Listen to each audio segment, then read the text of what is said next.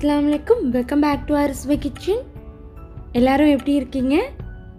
நாம இன்னைக்கு வீடியோல என்ன பார்க்க போறோம்னா என்னுடைய ஆஃப்டர் ரமதான் vlog தான் பார்க்க போறோம். ரமதானுக்கு அப்புறம் எங்களுடைய நாள் எப்படி போச்சு அப்படிங்கறத உங்ககிட்ட இந்த vlog மூலமா ஷேர் பண்ணிக்க போறேன். இந்த vlogல ஹசன் பேபி சேட்டியோட சேர்த்து யூஸ்ஃபுல்லாகவும் இருக்கும் உங்களுக்கு. சோ ஸ்கிப் பண்ணாம லாஸ்ட் டைம் பார்த்து என்ஜாய் பண்ணுங்க.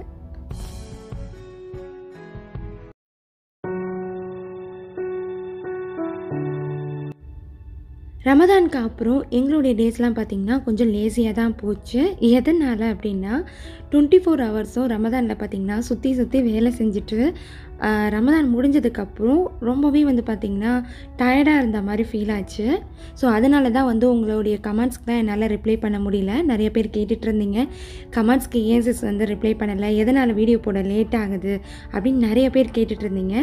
என்னால் சுத்தமாக முடியல, ரொம்பவே டயர்டாக ஃபீல் பண்ணேன். ஸோ நான் உங்களுக்கு ரிப்ளை பண்ணாட்டியும் நீங்கள் கண்டிப்பாக என்னை புரிஞ்சுக்குவீங்க அப்படிங்கிற ஒரு நம்பிக்கையில் தான் நான் ரிப்ளை பண்ணாமல் இருக்கேன். ஸோ உங்களுடைய சப்போர்ட் எப்போவுமே எனக்கு வேணும். ஹசன் பேபியை வச்சுட்டு எனக்கு பார்த்திங்கன்னா 24 ஹவர்ஸும் இப்போலாம் ரொம்ப பிஸியாக போகுது. அந்தளவு ரொம்ப சேட்டை பண்ணுறாரு எங்கேயும் போகாததுனால. ரமதானுக்கு அப்புறம் நார்மல் லைஃப் போகிறது பார்த்திங்கன்னா ரொம்பவே கஷ்டம்தான். ரமதான் போகுதுன்னு ஒரு பக்கம் கவலையாக இருந்தாலும் நார்மல் லைஃப் மாறுது பார்த்திங்கன்னா ரொம்பவே கஷ்டமாக இருந்துச்சு எனக்கு.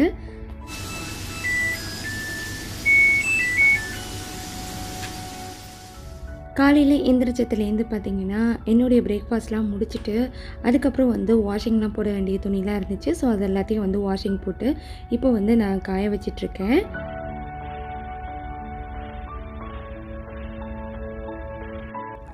எனக்கு என்ன இப்போலாம் ஃபீல் ஆகுது அப்படின்னா, ரமதானில் கூட பார்த்திங்கன்னா நோன்பு வச்சுட்டு அவ்வளோ ஒரு வேலை, அவ்வளோ ஒரு சுறுசுறுப்பாக நம்ம வேலை பார்த்துருப்போம்.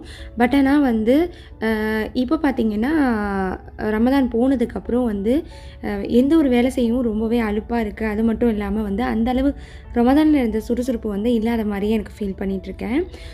இன்னும் என்ன அப்படின்னு பார்த்திங்கன்னா, ரமதானில் ஒரு 2 மணி நேரம் தான், ஒரு 2 மணி நேரமோ 3 மணி நேரம் தான் நான் தூங்கியிருப்பேன். அதில் தூக்கம் கம்மி. அதனால தான் எனக்கு இவ்வளோ அளவு டயர்டாகிடுச்சு அப்படின்னு நினைக்கிறேன்.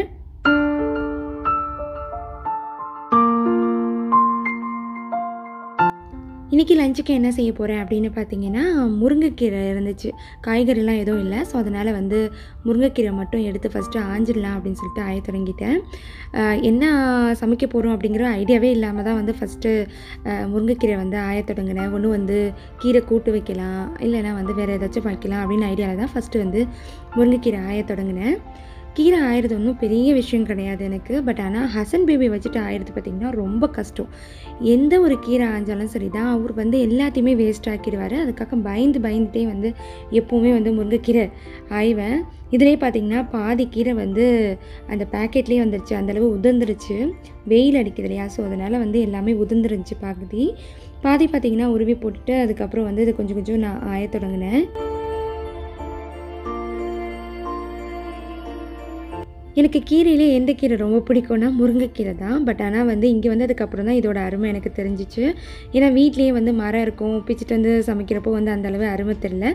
பட் ஊர் விட்டு ஊர் வந்ததுக்கப்புறம் ரொம்பவே மிஸ் பண்ணுறேன் அதெல்லாம். நான் கீரை ஆஞ்சிட்ருக்கப்பே நம்ம குட்டி வாள் வந்துட்டார். அப்பாடா இன்றைக்கி சமைக்கிறது அவ்வளோதான் அப்படின்னு நினச்சேன்.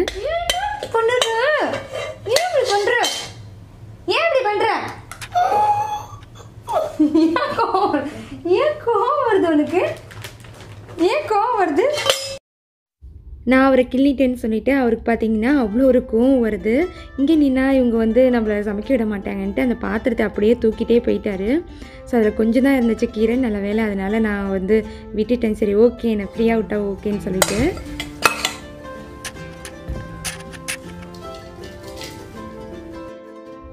ஹசன் பேபி இவ்வளோ சேட்டை செஞ்சாலும் அவர் இல்லாமல் சமைக்கிறப்போ பார்த்திங்கன்னா எனக்கு ரொம்ப போர் அடிக்கும். அது மட்டும் இல்லாமல் அவர் தூங்கிட்டு இருந்தாலும் சரி தான், நான் சமைக்கிறப்போ எனக்கு சமைக்கவே தோணாது. ஏன்னா அவரோட சேட்டையிலேயே நான் சமைச்சு வேலை பார்த்து ஹசன் பேபி இல்லாத வேலைன்னா எனக்கு சுத்தமாக பிடிக்கவே பிடிக்காது. ஸோ ஒரு வழியாக பார்த்திங்கன்னா கீரை எல்லாத்தையும் ஆஞ்சு முடிச்சாச்சு. ஹசன் பேபியை வச்சுட்டு இது ஆயிடுறது பார்த்திங்கன்னா ஒரு பெரிய வேலை தான் எனக்கு.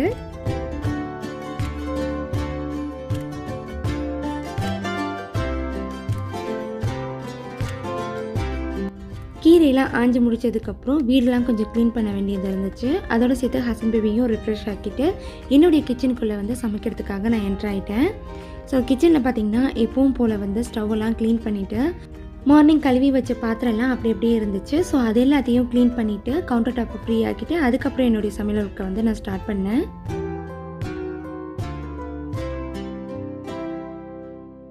என்னுடைய கவுண்டர் டாப் வந்து ரொம்பவே சின்னதாக இருக்கிறதுனால இந்த மாதிரி பாத்திரம்லாம் இருந்துச்சுன்னா எனக்கு வந்து அன்கம்ஃபர்டபுளாக இருக்கும். ஸோ அதனால் பாத்திரத்தெல்லாம் எடுத்து வச்சு தான் எப்போவுமே வந்து நான் சமையலை ஸ்டார்ட் பண்ணுவேன்.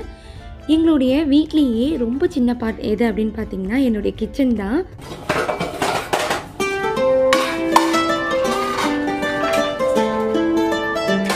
கிச்சன் வந்து குட்டியாக இருக்கேன் நான் ஒரு நாளும் ஃபீல் பண்ணதில்லை. பிகாஸ் பார்த்திங்கன்னா எனக்கு ரொம்பவே ஹாப்பி தான். எதனால் அப்படின்னா கிச்சன் குட்டியாக இருக்கிறதுனால க்ளீன் பண்ணுறதுக்கு அதுக்கப்புறம் சமைக்கிறதுக்குலாம் ரொம்பவே கம்ஃபர்டபுளாக இருக்கும் எனக்கு எப்போவுமே.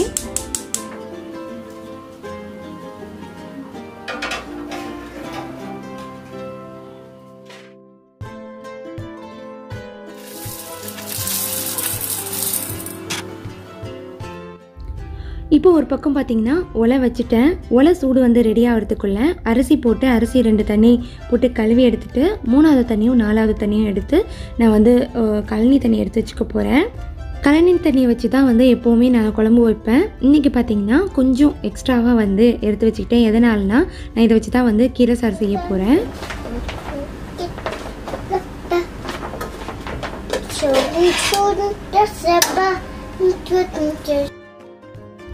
ஸோ ஒலை வந்துடுச்சு. இப்போ ஒலையில் வந்து அரிசியை போட்டுட்டு அடுத்தது பார்த்திங்கன்னா நான் வந்து கீரை சாருக்கு அதுக்கப்புறம் குழம்புக்கு வேண்டிய வெங்காயம் தக்காளி எல்லாத்தையும் வந்து உரிக்க ஸ்டார்ட் பண்ணிட்டேன். கிச்சனில் நான் எப்போ இருந்தாலும் சரி தான் ஹஸ்பண்ட் பேபி வந்து என் கூட தான் இருப்பார். ஆனால் எங்கே இருந்தாலும் என்னை கண்டுக்க மாட்டார். ஆனால் கிச்சனில் இருந்தால் மட்டும் பார்த்திங்கன்னா அவர் என் கூட தான் இருப்பார். அவருக்கு என்ன தான் ஏதோ தெரியல. பட் நான் அவரோட வந்து சேர்ந்து பேசிக்கிட்டே வேலை பார்க்குறது பார்த்திங்கன்னா எனக்கு அவ்வளோ ஒரு சந்தோஷம், ரொம்பவே ஹாப்பியாக இருக்கும். ஹஸ்பண்ட் பேபி ஸ்கூல்லாம் போனதுக்கப்புறம் பார்த்திங்கன்னா ரொம்ப மிஸ் பண்ணுவேன் இதெல்லாம். ஸோ அவர் பார்த்திங்கன்னா சும்மா நிற்க மாட்டார், எனக்கு ஏதாச்சும் ஹெல்ப் பண்ணிகிட்டே தான் இருப்பார். ஒரு வழியாக வந்து ஹஸ்பண்ட் பேபியே அவருக்கு ஒரு 2 தக்காளி ஒரு 2 பூண்டை கொடுத்து அனுப்பிச்சி விட்டுட்டு அதுக்கப்புறம் நான் வந்து கடகடன்னு என்னுடைய வேலையை வந்து ஸ்டார்ட் பண்ணிட்டேன்.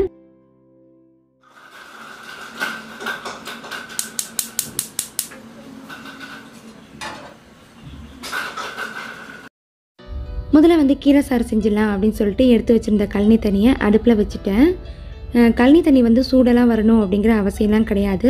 ஸோ அதுக்கு இடையில் பார்த்திங்கன்னா நான் வந்து கீரை எடுத்து ஒரு 4-5 தண்ணி போட்டு அலசி எடுத்துகிட்டு தண்ணி இல்லாமல் வந்து அதையும் இந்த கழனி தண்ணியில் ஆட் பண்ணிக்கிட்டேன். அடுத்து இதோட சேர்த்து வந்து ஒரு 4-5 சின்ன வெங்காயம், ஒரே ஒரு பச்சை மிளகாய், ஒரு சின்ன பல்லு பூண்டு, அடுத்து இந்த கீரை சாருக்கு தேவையான அளவு உப்பு சேர்த்து இது எல்லாத்தையும் வந்து நல்லா மிக்ஸ் பண்ணிக்கலாம். கீரை சாறு வச்சு பார்த்திங்கன்னா சொல்லப்போனால் வந்து ஒரு வருஷத்துக்கு மேலேயே ஆச்சு. அந்தளவு வந்து லேட்டு, ரொம்ப வந்து மிஸ் பண்ணோம். இதெல்லாம் ஹஸ்பண்டுக்கு வந்து ரொம்ப பிடிக்கும் கீரை சாறுனா, அதனாலே இன்றைக்கி மெயினாக வந்து கீரை சாறு செய்ய ஸ்டார்ட் பண்ணேன். ஸோ எனக்கு என்ன அப்படின்னு பார்த்திங்கன்னா கீரை சாரை விட வந்து கீரை பொரியல் தான் ரொம்ப பிடிக்கும். என் ஹஸ்பண்டுக்கு கீரை பொரியல் ரொம்ப பிடிக்கும். அதனால் வந்து அதிகமாக கீரை வந்து கீரை பொரியலுக்கு வச்சுட்டு கொஞ்சமாக வந்து கீரை எடுத்து வந்து சாறு வச்சுட்டேன். ஸோ இப்போது கீரை பொரியல் செய்கிறதுக்கு ஒரு கடாயில் 1/4 டீஸ்பூன் அளவு வந்து ஆயில் ஆட் பண்ணிக்கிட்டேன். ஆயில் நல்லா சூடு வந்ததுக்கப்புறம் இதில் வந்து ஒரு அரை வெங்காயத்தை ஆட் பண்ணி பாதி அளவு வந்து நல்லா வதக்கி எடுத்துக்கிட்டேன். இந்த கீரை பொரியலுக்கு மட்டும் வந்து வெங்காயம் வந்து நல்லா டீப் ஃப்ரை ஆகணும் அப்படிங்கிற அவசியம் கிடையாது. அரை அளவு வந்து வெந்தாலே போதும். அப்போ தான் வந்து நீங்கள் கீரைலாம் போட்டு வதக்கும் போது லாஸ்ட்டாக வந்து கரெக்டாக இருக்கும். அப்படி இல்லைனா ஃபஸ்ட்டே நல்லா வதங்கிருந்துச்சுன்னா உங்களுக்கு லாஸ்ட்டாக வந்து தீஞ்ச மாதிரி ஆகிடும். ஸோ இப்போ பார்த்திங்கன்னா மீதி இருக்கிற கீரை எல்லாத்தையும் ஆட் பண்ணிவிட்டு அதோடு சேர்த்து ஒரு பல்லு பூண்டு, அடுத்தது வந்து ஒரே ஒரு பச்சை மிளகாய், இது 2த்தையும் வந்து 2ஆக கட் பண்ணி ஆட் பண்ணிக்கிட்டேன். இப்போ இது எல்லாத்தையும் வந்து நல்லா அந்த எண்ணெயிலேயே வதக்கி எடுத்துக்கலாம். எண்ணெயில் வந்து கீரை ஓரளவு நல்லா வதங்கினதுக்கப்புறம் இதில் வந்து தண்ணி அப்படி இல்லாட்டி கழனி தண்ணி ஆட் பண்ணி இதை வந்து வேக வச்சுக்கலாம். நான் இன்றைக்கி பார்த்திங்கன்னா கழனி தண்ணி ஊற்றி தான் வந்து வேக வச்சுக்கிட்டேன். கழனி தண்ணி ஆட் பண்ணதை வந்து நான் கேமராவில் காட்டலை, ஆஃப் கேமராவில் வந்து நான் ஆட் பண்ணிக்கிட்டேன். இப்போ கீரை ஒரு பக்கம் வந்து வெந்துட்டுருக்கப்பயே நான் கீரை சாருக்கு தேவையான தேங்காய் பேஸ்ட்டு ரெடி பண்ணிடலாம் அப்படின்னு சொல்லிட்டு ஒரு மிக்ஸி ஜாரில் 2லேருந்து 3 டேபிள் ஸ்பூன் அளவு வந்து தேங்காய், அதுக்கப்புறம் பார்த்திங்கன்னா கொஞ்சமாக வந்து ஜீரகம் ஆட் பண்ணி கொஞ்சம் தண்ணி ஊற்றி நல்லா பேஸ்ட் பத்தத்துக்கு அரைச்சி எடுத்து இந்த கீரை சாரில் ஆட் பண்ணிக்கிட்டேன். தேங்காய் பேஸ்ட்டு ஆட் பண்ண பிறகு ஸ்டவ்வை சிம்மில் வச்சுட்டு ஒரு 2-3 நிமிஷம் வந்து நல்லா கொதி விட்டு அதுக்கப்புறம் வந்து ஸ்டவ் ஆஃப் பண்ணிடலாம். அவ்வளோதான், இப்போ நம்மளுடைய கீரை சாறு வந்து ரெடி ஆகிடுச்சு. ஸோ அடுத்து வந்து நான் குழம்பு வந்து செய்ய ஸ்டார்ட் பண்ண போகிறேன். இந்த லாக்டவுன் பீரியடில் வந்து எல்லாருக்குமே ரொம்ப யூஸ்ஃபுல்லான ஒரு குழம்பு தான் இன்றைக்கி நம்ம பார்க்க போகிறோம். என்ன அப்படின்னா வெங்காய குழம்பு. இந்த வெங்காய குழம்பு செய்கிறதுக்கு வந்து காய்கறிலாம் எதுவுமே தேவை கிடையாது. ரொம்ப ஈஸி செய்கிறது. அதே மாதிரி டேஸ்ட்டு பார்த்திங்கன்னா ரொம்ப நல்லாயிருக்கும். கண்டிப்பாக வந்து எல்லாருமே ட்ரை பண்ணி பாருங்கள்.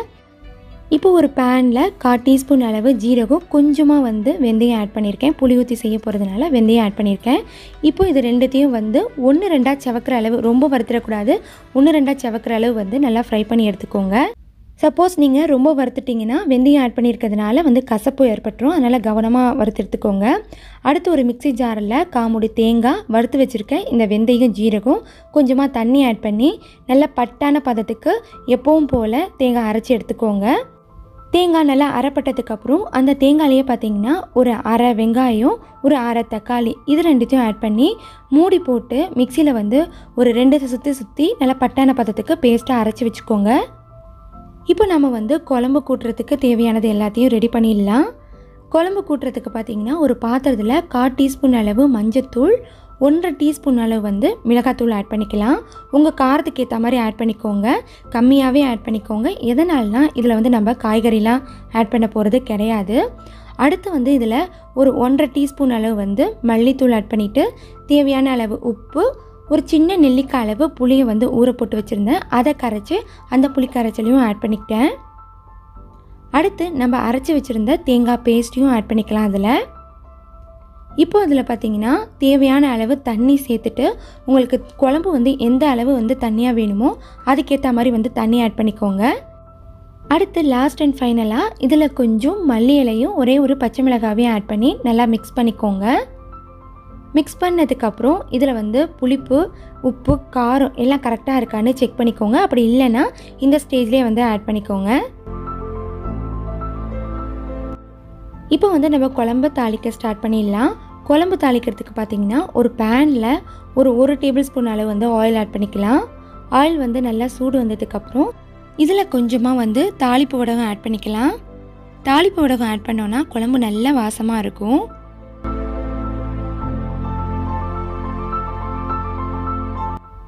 வடகம் நல்லா பொரிஞ்சதும் இதில் நம்ம உரிச்சு வச்சுருக்க 10 பல்லு மாதிரி சின்ன வெங்காயம், ஒரே ஒரு மீடியம் சைஸ் உள்ள பெரிய வெங்காயத்தை 4ஆக கட் பண்ணி வச்சுருக்கேன், அதையும் ஆட் பண்ணிக்கலாம். இந்த குழம்புக்கு வந்து முழுக்க சின்ன வெங்காயம் போட்டு செஞ்சிங்கன்னா அவ்வளோ ஒரு டேஸ்ட்டாக இருக்கும். என்கிட்டக்கு வந்து சின்ன வெங்காயம் கம்மியாக இருந்ததுனால நான் வந்து ஒரே ஒரு பெரிய வெங்காயமும் ஆட் பண்ணிக்கிட்டேன். வெங்காயம் ஆட் பண்ணி வெங்காயம் நல்லா செவக்க வதங்கினதுக்கப்புறம் அரைஞ்சி வச்சுருக்க ஒரு பழமான தக்காளியும் ஆட் பண்ணிக்கலாம். தக்காளி ஆட் பண்ண பிறகு இதை வந்து நல்லா செவக்க வதங்க விடுங்க. இந்த அளவு தக்காளி நல்லா மசியாக வதங்கினதுக்கப்புறம் இதில் கொஞ்சமாக வந்து ஃப்ளேவருக்காக கருவேப்பிலை ஆட் பண்ணி ஒரு 2 நிமிஷம் நல்லா வதக்கி எடுத்துக்கலாம். அடுத்து இதில் லாஸ்ட் அண்ட் ஃபைனலாக ஒரு 1/4 டீஸ்பூன் அளவு மிளகாத்தூள் ஆட் பண்ணி மிளகாத்தூளோட பச்சை வாசம் போகிற அளவு ஒரு 2-3 நிமிஷம் நல்லா வதக்கி எடுத்துக்கோங்க. இந்த மாதிரி எண்ணெயில் நம்ம மிளகாத்தூள் போட்டு ஃப்ரை பண்ணுறதுனால குழம்போட கலர் பார்த்திங்கன்னா ரொம்ப நல்லாயிருக்கும். இப்போது மிளகாத்தூளோட பச்சை வாசலாம் போகி நல்லா மணம் வர ஆரம்பிச்சிருச்சு. இந்த ஸ்டேஜில் நம்ம கூட்டி வச்சுருக்க குழம்பை வந்து ஆட் பண்ணிக்கலாம்.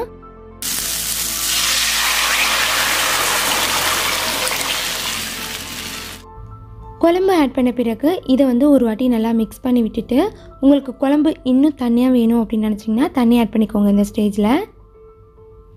இப்போ இந்த குழம்பை வந்து நம்ம கொதி விட்டு எடுத்துக்க போகிறோம். அதனால் மூடி போட்டு ஒரு 10லேருந்து 15 நிமிஷம் சிம்மில் வச்சு நல்லா கொதி விட்டு எடுத்துக்கோங்க. இந்த சைடு பார்த்திங்கன்னா நம்மளுடைய கீரை பொரியலும் நல்லா சூப்பராக ரெடி ஆகிடுச்சு வெந்து.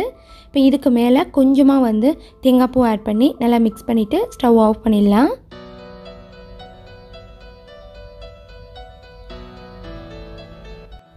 நான் உங்ககிட்ட நிறைய வாட்டி ஷேர் பண்ண மாதிரி புளிக்குழம்புனாலே எனக்கு வந்து அப்பளம் இருந்துச்சுன்னா ரொம்ப நல்லா இருக்கிற மாதிரி இருக்கும்.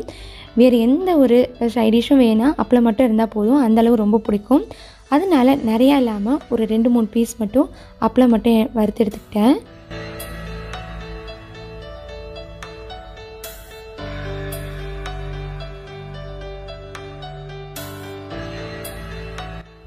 இப்போ நம்ம நம்மளுடைய குழம்பு ஒரு 15 நிமிஷத்துக்கு மேலேயே நல்லா கொதித்து சூப்பராக ரெடி ஆகிடுச்சு.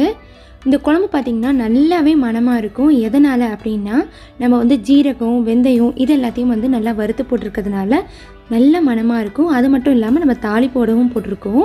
ஸோ இப்போ ஸ்டவ்வை ஆஃப் பண்ணிவிட்டு இதை வந்து ஒரு பவுலுக்கு மாற்றிடலாம்.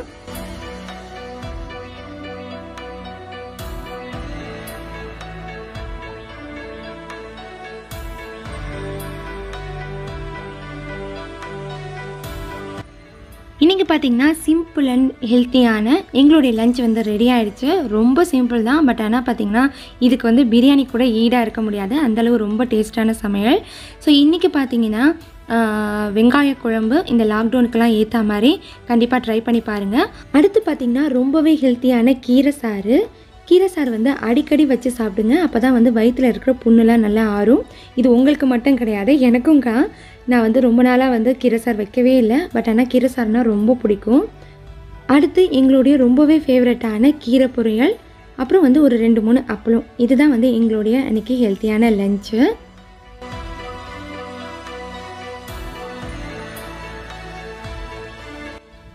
லஞ்செலாம் சாப்பிட்டு முடிச்சதுக்கப்புறம் என்னுடைய ஒர்க் வந்து ஆஸ் யூஷுவல் எப்பவும் போல் போச்சு.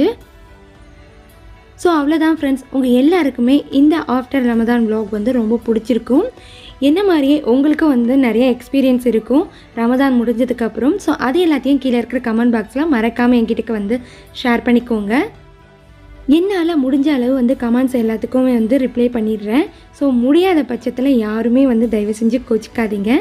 ஸோ இந்த vlog வந்து உங்கள் எல்லாருக்குமே ரொம்ப பிடிச்சிருக்கும் அப்படின்னு நினைக்கிறேன். அப்படி பிடிச்சிருந்துச்சுன்னா ஒரு பெரிய லைக் கொடுங்க. உங்கள் ஃபேமிலி அண்ட் ஃப்ரெண்ட்ஸ்க்கு மறக்காமல் ஷேர் பண்ணுங்கள். இன்னும் நீங்கள் நம்ம சேனலை சப்ஸ்கிரைப் பண்ணலையா? நம்ம சேனலோட கண்டென்ட் உங்களுக்கு பிடிச்சிருக்கா? அப்போ உடனே போய் சப்ஸ்கிரைப் பண்ணிட்டு அப்படியே பக்கத்தில் உள்ள பெல் ஐக்கானையும் மறக்காமல் ப்ரெஸ் பண்ணிக்கோங்க. இது மாதிரி வேறொரு இன்ட்ரெஸ்டிங்கான வீடியோஸில் உங்களை நான் மீட் பண்ணுற வரையும் thank you, bye bye, thanks for வாட்சிங்.